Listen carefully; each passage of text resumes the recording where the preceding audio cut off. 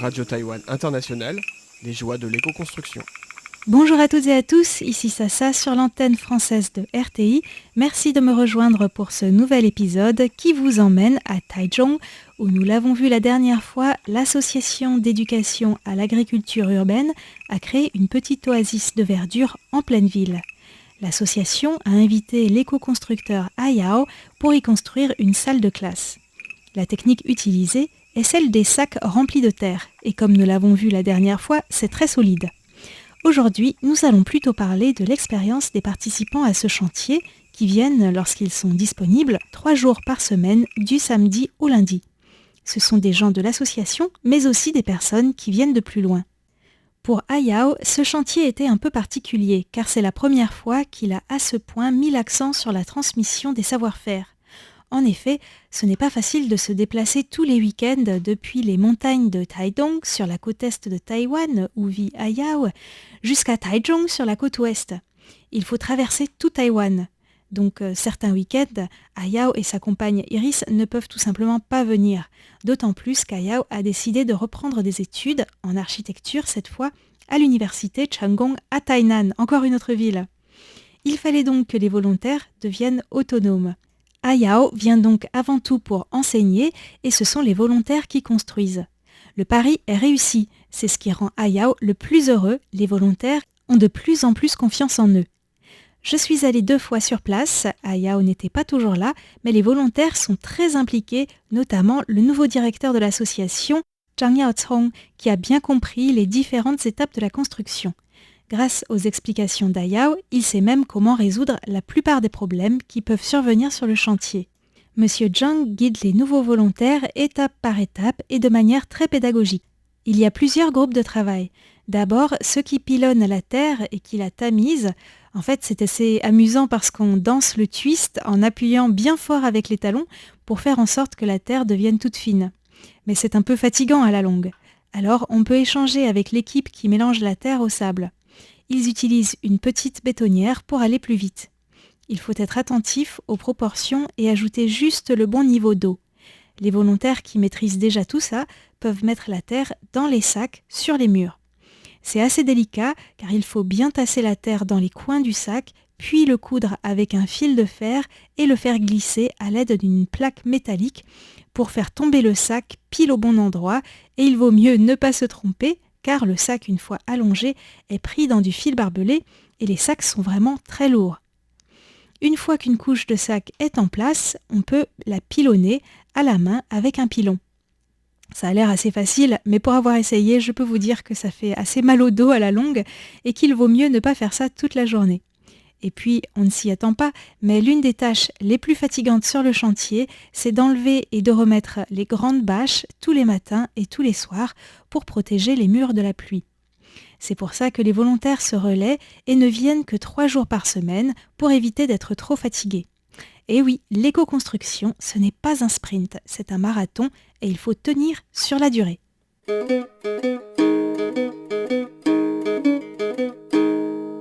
Mulan, l'ancienne directrice de l'association qui est à l'origine de ce projet, après être tombée sous le charme d'une construction en terre d'Ayao à Taidong, avait déjà une petite expérience en éco-construction. Il y a quelques années, l'association a déjà construit un auvent en bambou. À l'époque, elle avait fait appel à Zhong Yi, que j'ai déjà interviewé dans un précédent épisode, qui lui avait donné confiance en elle. En effet, selon Zhong Yi, tout le monde est capable de construire, comme pour les animaux d'ailleurs, c'est dans notre instinct. C'est juste qu'on n'a pas l'habitude de le faire. Mulan a découvert à ce moment-là que oui, c'est possible. Ayao m'a confié qu'il est aussi passé par là. Autrefois, il travaillait dans un bureau. Sa compagne Iris et lui avaient l'impression de ne pas avoir de force. Ils n'auraient jamais cru être capables de construire par eux-mêmes. Mais ça, c'était avant un stage de construction en sac de terre auquel ils ont participé en Thaïlande. De retour à Taïwan, même s'ils ne se sont pas tout de suite lancés dans la construction, ils se sont sentis revigorés parce qu'ils avaient découvert qu'en réalité, il y avait plein d'énergie en eux et c'est ça qui est très précieux, comme le dit Ayao. L'énergie vient en construisant, mais aussi, comme il le souligne, grâce aux relations humaines sur le chantier. Quand on vient ici une fois par semaine, on a l'impression de rendre visite à notre famille. Même si on n'a pas de lien de sang, bien sûr, il y a une cohésion qui s'est formée au fil du processus de construction, ça nous donne de l'énergie. Je trouve que c'est ça le plus important dans l'éco-construction, sa plus grande valeur dans la société actuelle. Oui, l'éco-construction c'est durable, c'est beau, on apprend ça dans les livres. Mais pour moi, quand on pratique l'éco-construction, on se rend compte que le plus important, c'est tout simplement que cela nous rapproche de la Terre, nous rapproche des autres et nous relie à nous-mêmes.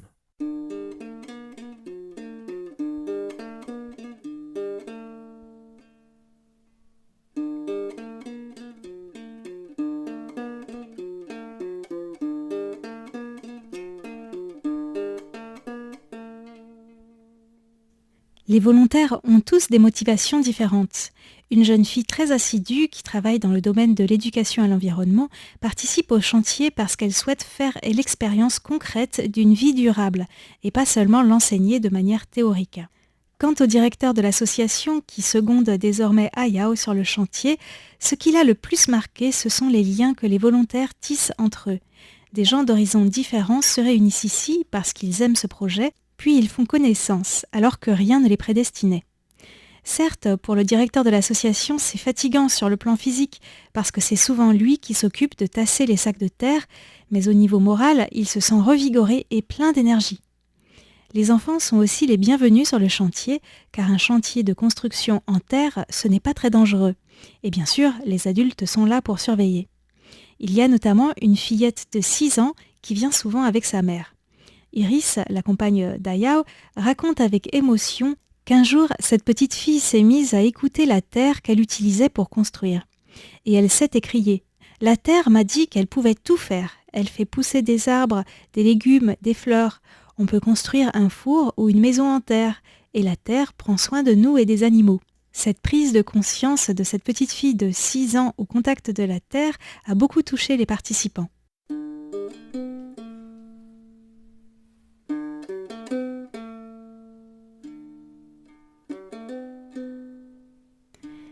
Un point important sur les chantiers d'éco-construction pour attirer des volontaires, c'est la qualité des repas. Et là, comme on est en plein milieu de potager et qu'il y a même un four en terre, on est sûr de manger des légumes locaux, bio et de saison. Les cuisinières m'ont même fait déguster des fleurs d'une plante qu'on appelle yuethao.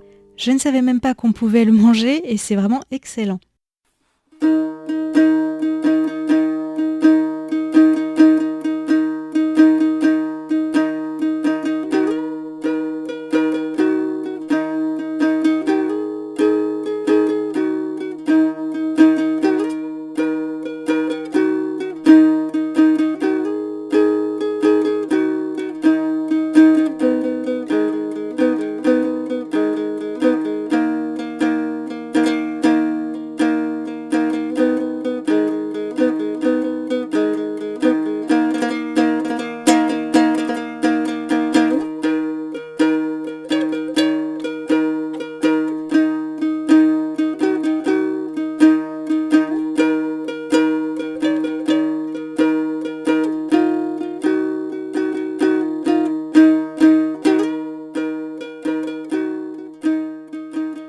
En tout cas, si vous êtes dans la région de Taichung et que vous souhaitez donner un coup de main sur le chantier, ou encore mieux, que vous souhaitez apprendre des savoir-faire de construction en terre, eh bien n'hésitez pas à contacter l'association.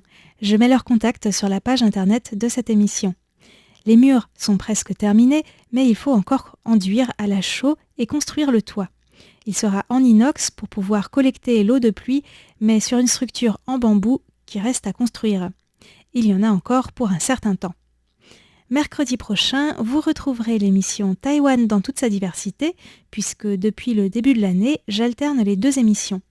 Mais ensuite, je vous ferai écouter le témoignage de Rafaela, une Taïwanaise qui parle couramment français et qui est volontaire sur ce chantier. Son point de vue est vraiment très intéressant et ça fait plaisir de rencontrer une Taïwanaise qui parle si bien français.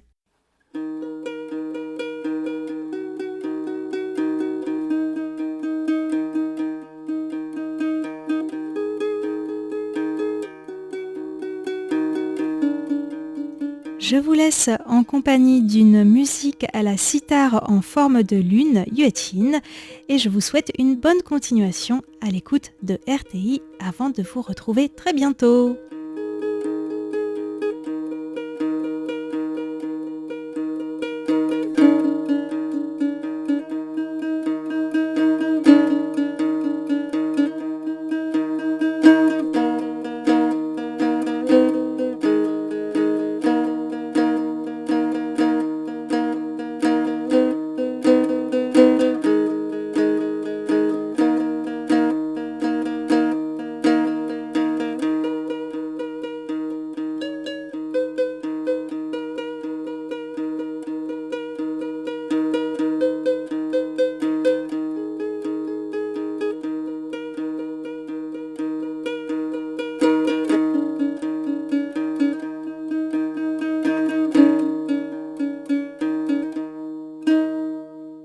Radio Taïwan International, les joies de l'éco-construction.